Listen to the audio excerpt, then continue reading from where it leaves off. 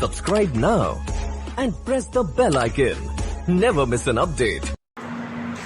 Welcome back to our channel R K Sharma and एएचडीपी classes. तो आज हम बात करने वाले स्टूडेंट्स एएचडीपी सेकंड ईयर के अंदर हमारा जो सब्जेक्ट है मेडिसिन में हम पढ़ रहे हैं disease of skin, I and year.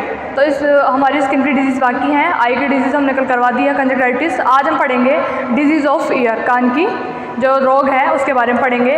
पशुओं में कान का मुख्य रूप से एक ही रोग है, ओटाइटिस, और ये ज़्यादातर मुख्य रूप से किस में होता है, डॉग्स में होता है। ठीक है, क्योंकि मोटोमा में सबसे ज़्यादा डॉग्स में बनता है, और जो क्या बोलते हैं ओटाइटिस है वो भी सबसे ज़्यादा किस में बनता है, कुत्तों में होता है ये रोग भी, जिसके बारे में आज हम पढ़ेंगे।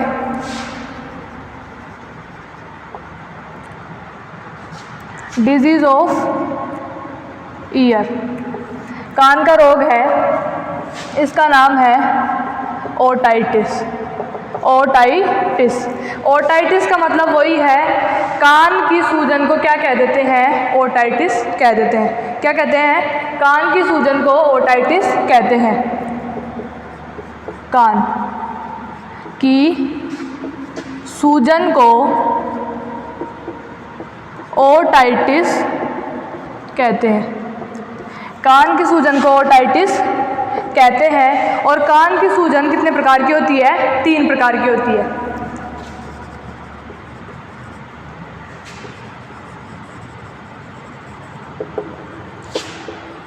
तीन प्रकार की होती है।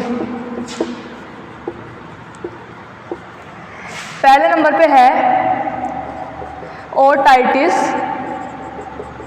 एक्सटर्ना, दूसरे नंबर पे है otitis media, and third number पे है ओटाइटिस इंटरना। Otitis interna. तो कान की बाहरी सूजन को क्या कहते हैं, कान की बाहरी सूजन को क्या कह देते हैं, ओटाइटिस एक्सटर्ना। कान के मध्य कर्ण यानी कि मध्य कर्ण की सूजन क्या कह देंगे, ओटाइटिस मीडिया। और अंतःकर्ण की जो सूजन होती है, आंतरिक सूजन होती है, अंतःकर्ण की सूजन को ओटाइटिस इंटरना कहते हैं। ठीक है, ये कान की सूजन होगी कितने प्रकार की, 3 प्रकार की, otitis externa, media and interna. बाहरी सूजन को क्या कहेंगे, ओटाइटिस एक्सटर्ना, मध्य की सूजन को बोलेंगे मीडिया, और अंदर की सूजन को बोलेंगे इंटरना कहते हैं। ठीक है, ये हो गई कान की सूजन। आगे हम बात करेंगे कान में सूजन कितने प्रकार से आती है। तो इसकी ईटियोलॉजी देखें। ईटियोलॉजी में सबसे पहले तो है कान पर चोट लगने की वजह से।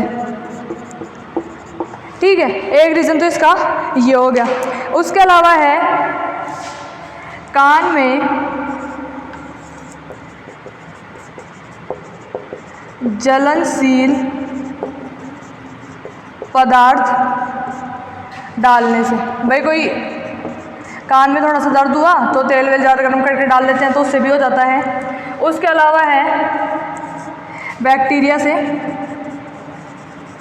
बैक्टीरिया जैसे कि स्ट्रेप्टोकोकस,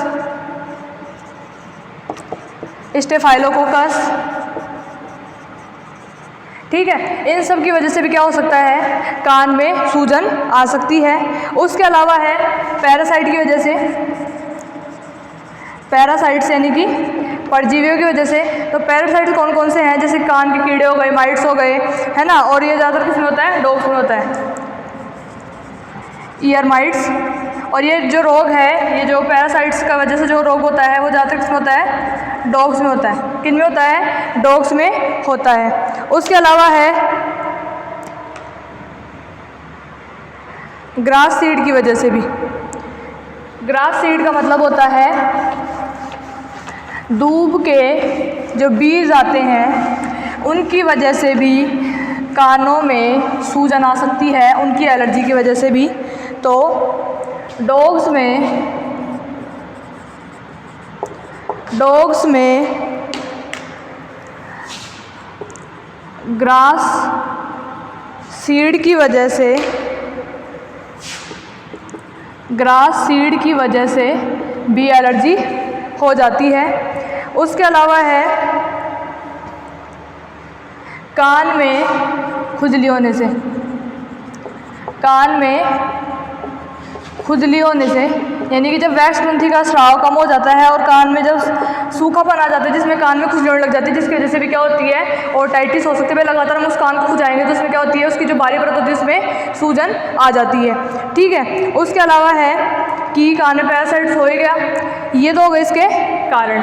अब नेक्स्ट हम देखते हैं इसके सिम्टम्स, इसके क्या क्या सिम्टम्स हो सकते हैं। तो कान में जब होएगा तो सबसे पहले तो क्या, पशु के कान में दर्द होगा, कान में जलन होएगी, पशु दीवार के सारे कान को रगड़ेगा।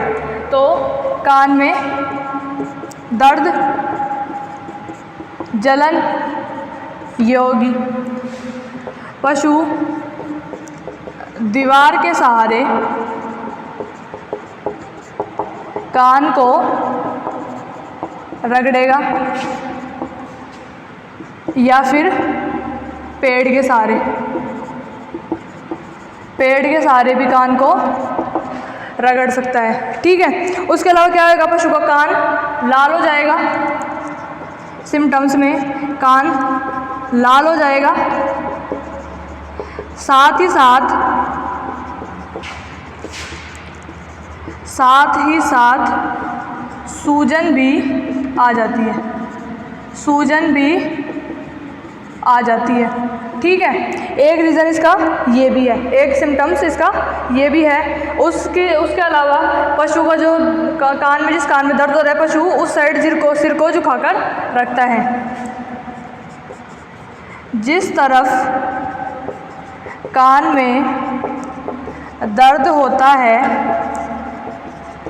पशु गर्दन उस ओर झुकाकर रखता है। क्या करता है, झुकाकर रखता है। उसके अलावा क्या होती है, पशु के कभी कभी कानों से पस भी आता है, कान से पस भी आता है या बहता है। क्या होता है, कान में पस आता है या कान बहता है, साथ ही साथ पशु बेचैनी महसूस करता है। पशु बेचैनी महसूस करता है, ठीक है। ये हो गए इसके सिम्टम्स। आगे हम बात करेंगे इसके ट्रीटमेंट की। क्या करेंगे, ट्रीटमेंट की बात करेंगे और डायग्नोसिस की।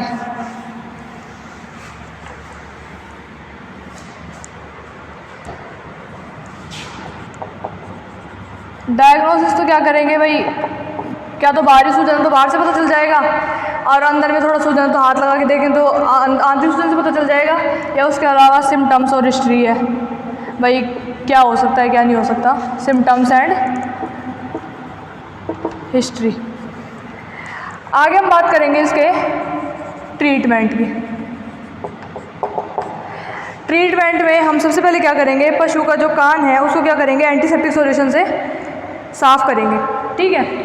कान को एंटीसेप्टिक सॉल्यूशन से साफ करें। जैसे सेवलोन आता है, उसके 0.5% के घोल से हम कान को साफ़ कर सकते हैं। लेकिन हाँ, बोरिक एसिड यूज़ नहीं करना चाहिए कभी भी, कान वान साफ़ करने के लिए बोरिक एसिड यूज़ नहीं करें। उसके अलावा क्या करेंगे हम पशु में, कान में एंटीबायोटिक ड्रॉप डालेंगे। कौन सी ड्रॉप डालेंगे, एंटीबायोटिक ड्रॉप डालेंगे, ठीक है। एंटीबायोटिक ड्रॉप डालने में क्या करेंगे, सबसे पहले तो एंटीबायोटिक ड्रॉप आएगी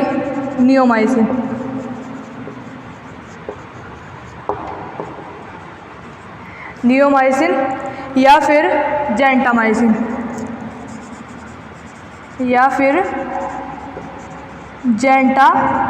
जेंटामाइसिन की ड्रॉप भी हम डाल सकते हैं।